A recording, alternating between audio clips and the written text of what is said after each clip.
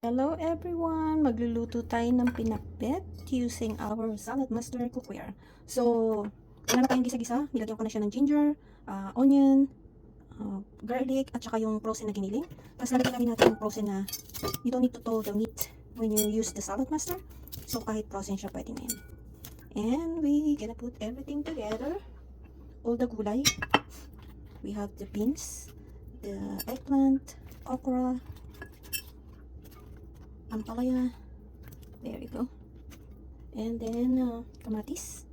Yan, kamatis, lagay lang natin siya lahat dyan, ganyan. That's the kagandahan ng salad master. You just have to dump everything and cook it in a medium heat. And of course, since favorite ko ang kalabasa, dinamihan ko ang kalabasa. Mukhang hindi siya kakasya. Kasi yung binili kong gulay guys, nakapak na siya. Yung nandun na lahat.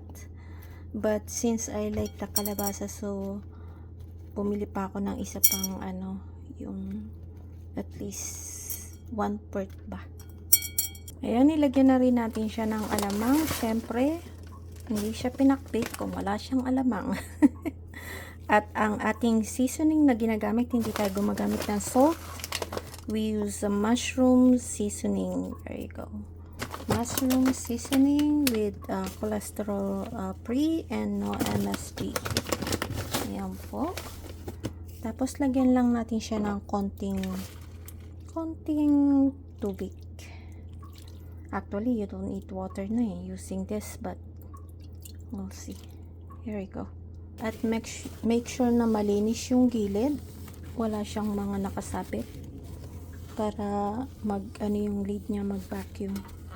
And then just cover it. Once na nag-plop na ito, medium heat lang, lang siya, medium.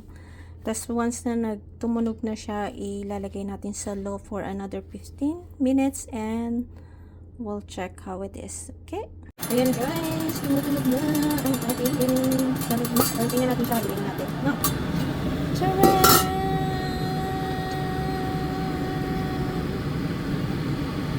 Haluin lang natin siya and then we put it in low for another 15 minutes. It should be good. And then bababa na natin yung heat sa low and then another 15 minutes guys. Guys, tingnan natin kung ito na ang gulay. Ito na siya. Ito na siyang lahat. There you go. Pinakbet, no kisa-kisa, no oil, and you just dump everything, put it together, and voila, pinakbet it is.